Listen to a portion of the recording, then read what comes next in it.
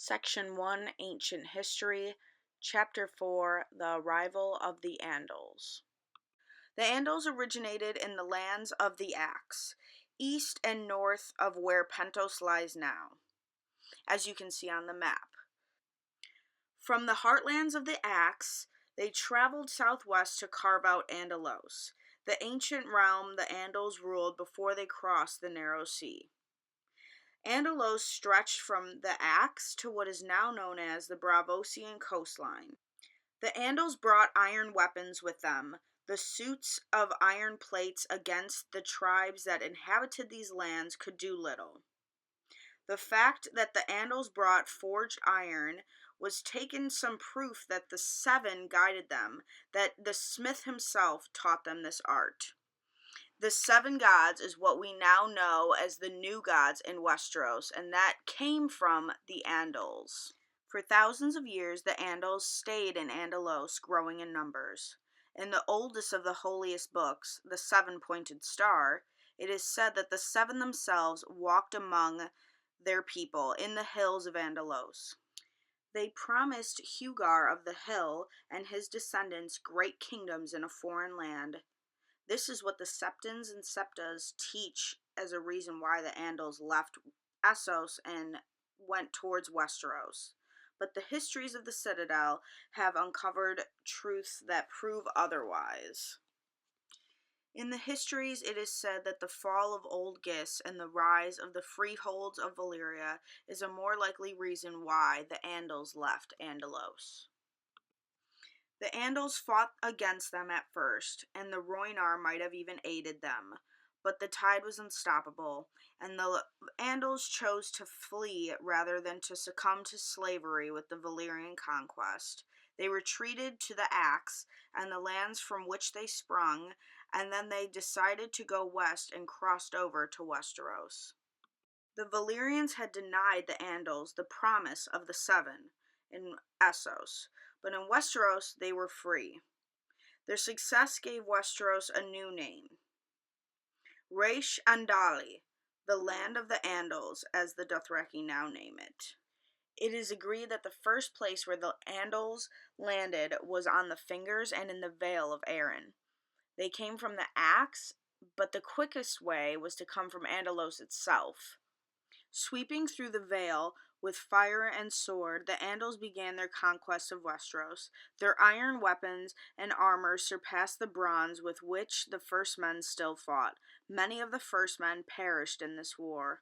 Eventually, some of the first men submitted. The singers say that the Andal hero Sir Ardes Arryn rode upon his falcon to slay Griffon King upon the giant's lance, thereby founding the kingly line of House Arryn. When the Vale was secured, the Andals turned their attention to the rest of Westeros and poured forth through the Bloody Gate. In the wars to follow, the Andal adventurers carved out small kingdoms from the old realms of the first men, but they fought one another just as much as they fought their enemies.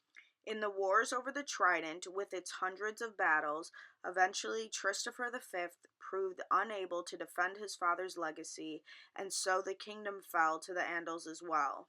In this same era, one Andal, remembered in legend as Erig the Kinslayer, came across the great hill of High Heart. It had mighty carved weirwoods that crowned it. The first men and the children were said to be protectors and tenders to these mighty weirwoods. But the Andals proved too mighty. The first men and the children made a valiant effort to defend their holy grail, but all were slain. As the first men before them, the Andals proved bitter enemies of the remaining children. To their eyes, the children worshipped strange gods and had strange customs. But the Andals did what the first men never could succeed in doing, which was eradicating the children entirely. And the Andals managed to achieve this in short order. Some few children may have fled to the Neck, where they were safe amongst the swamps and bogs, but little trace of them remains. It is possible that few survived on the Isle of Faces, under the protection of the Green Men, whom the Andals never succeeded in destroying. Regardless, the few remaining children fled or died, and the first men found themselves losing war after war and kingdom after kingdom to the Andal invaders. In many cases, the Andals took the wives and daughters of the defeated kings to wife as a means of solidifying their rule. For despite everything, the first men were far more numerous than the Andals and could not simply be forced aside, but they ended up taking up the faith of the seven. Even the Ironborn fell to the wave of the Andal conquest. For though it took 1,000 years for the Andals to turn their attention to the Ironborn, they did, and when they did so, they extinguished the line of Euron Redhand, which had ruled by axe and sword for 1,000 years. The Andal kings sought to force worship of the seven onto the Ironborn. The Andals married the wives and daughters of the Ironborn and had children by them, but unlike the mainland, the faith never took root. The drowned god came to rule over the Iron Islands, with only few houses remembering the seven. It was the North and the North alone that was able to keep the Andals at bay, thanks to the impenetrable swamps of the Neck and the ancient keep of Moat Cailin. There was numbers of Andal's armies that were destroyed, and in so the kings of winter preserved their independence and rule for many centuries to come. And that is why in the title of the king it says the first of his name, the king of the Andals, the Rhoynar and the first men, lord of the seven kingdoms and protector of the realm, because the Andals, the Rhoynar, and the first men all came over to Westros. And we will learn about the Rhoynar next time. Thank you for listening to Section 1, Ancient History, Chapter 4, The Arrival of the Andals.